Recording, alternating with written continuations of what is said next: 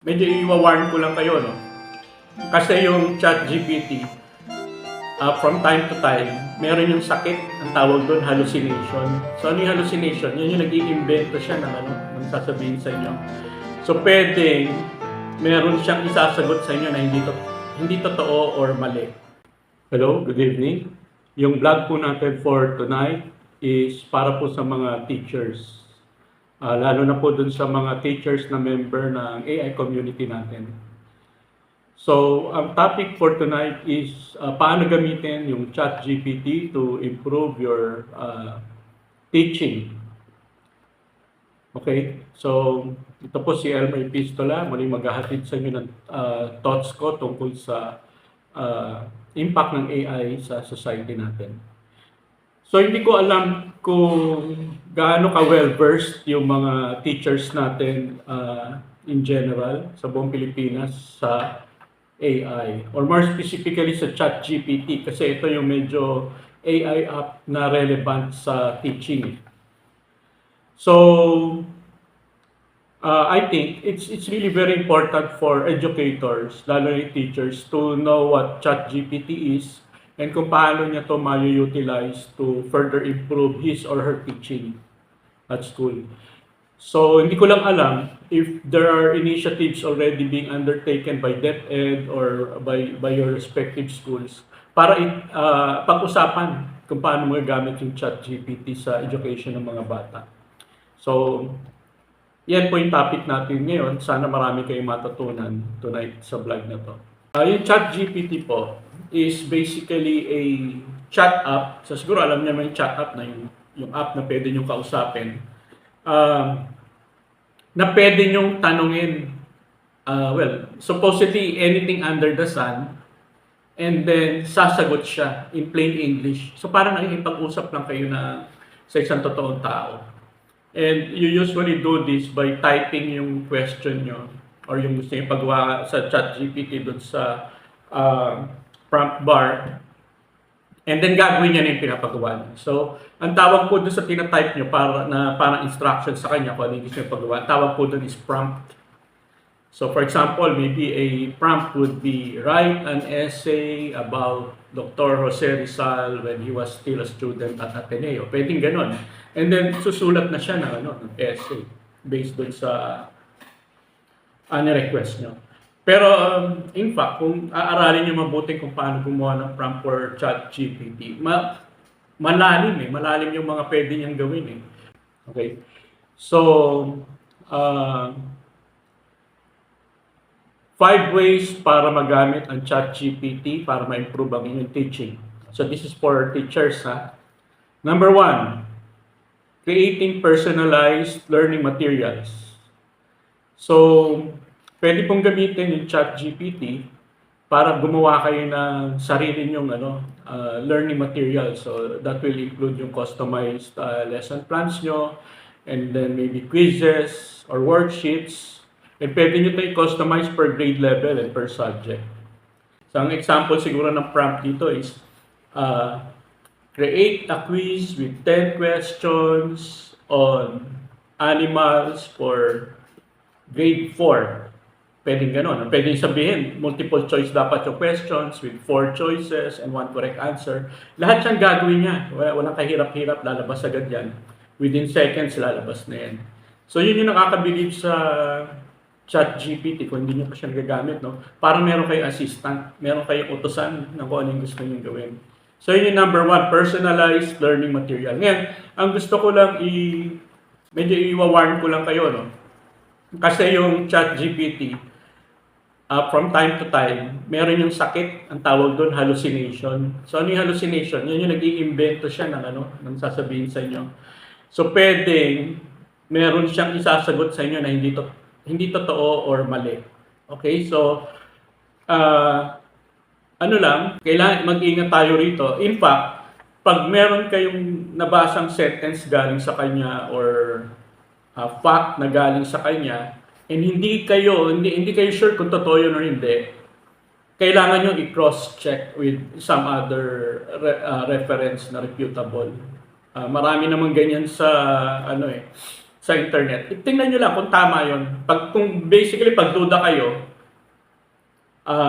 i-cross-check nyo lang sa another website. Kasi hindi lahat ng sasabihin ng ChatGPT is tama. Ang tawag nga doon, hallucination. And ako po, sa dami ng sa daming beses ko na nagamit yung ChatGPT, talagang nakaka-experience ako ng hallucination.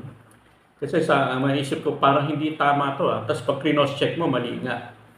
So, ang pinakamahalaga dito, pag gumagawa kayo ng personalized learning material, make sure na kung kung duda kayo doon sa sinabi niya, i-fact check nyo lang. Okay, and then you'll be safe kasi by and large accurate naman yung ChatGPT. Bihira yung hallucination. Ang nakakatakot lang sa hallucination, pag na-encounter niyo yun, papanindigan ng ChatGPT yun.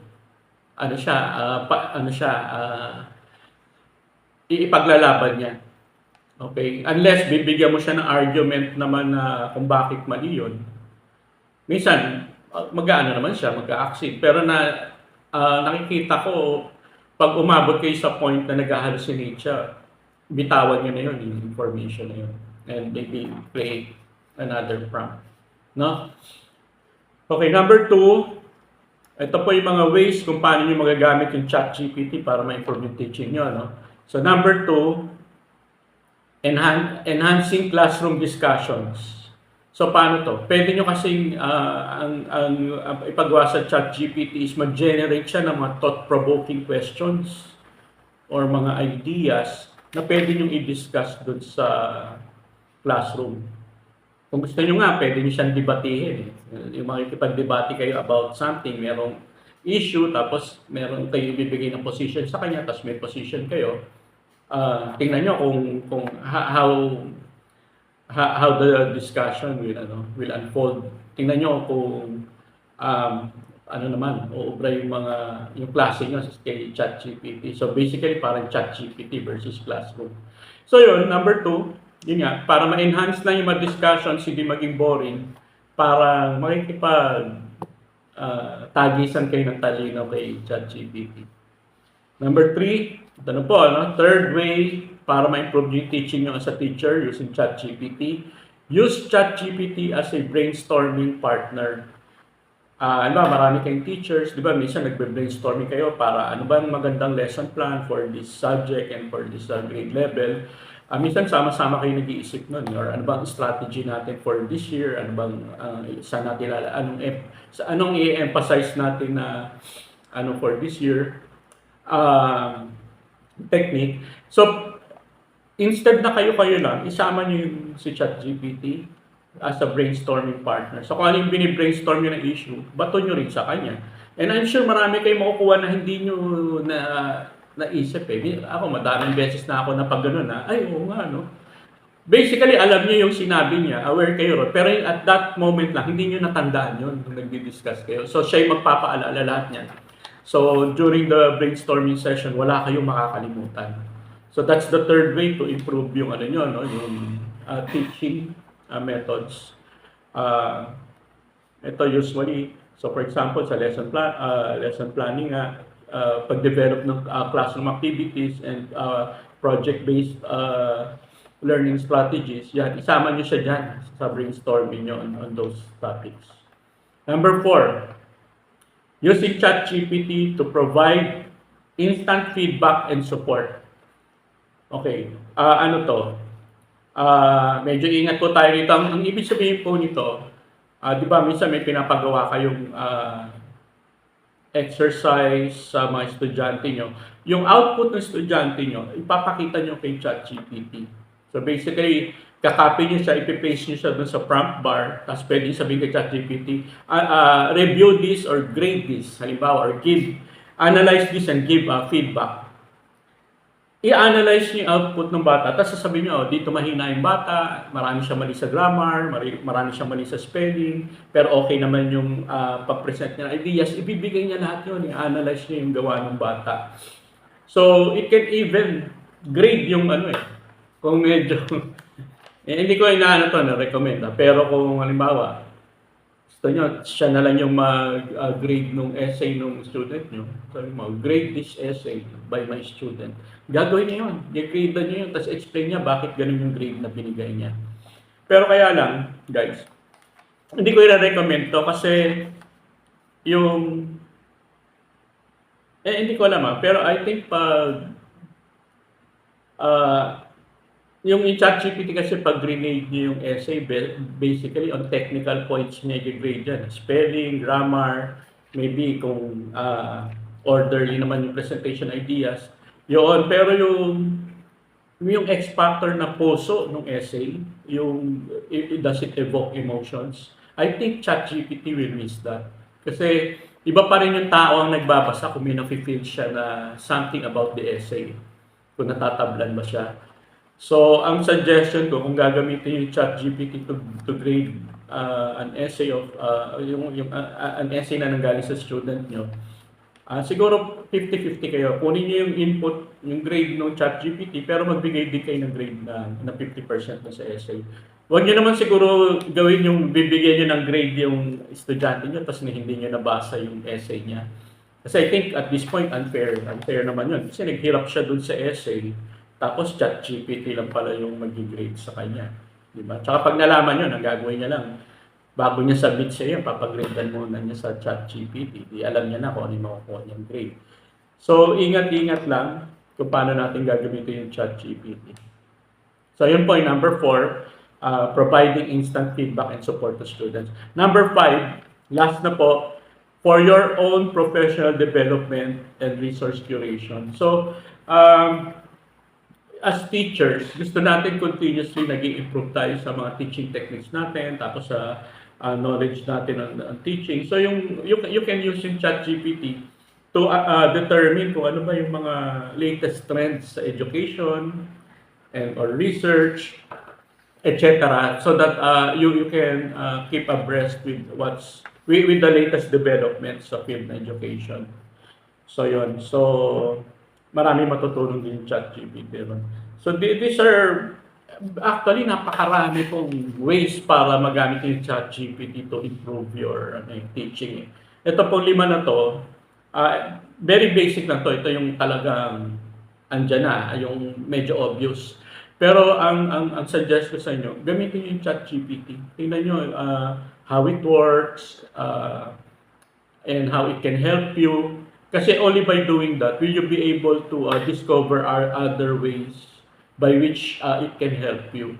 Kasi para sa akin, hindi lang sa teacher, sa lahat ng tao, very useful ang ChatGPT. Isipin nyo para meron kayong assistant na pwede nyo nang tanongin ng kahit ano and ibibigay agad sa inyo yung sagot. Ingat-ingat lang kasi nga may mga issues ng hallucination, tapos yung wala siyang puso pag natingin siya sa mga bagay-bagay. Yun lang naman. Pero by and large I think this will help you a lot Lalo na pag gumagawa kayo ng mga lessons and yung mga pag-generate na ideas na makabago. So yun. So sana marami kayong natutunan po tonight as teachers. Ganito pong gagawin natin dito sa community natin sa AI. Di-discuss natin kung paano kayo matutulungan ng AI.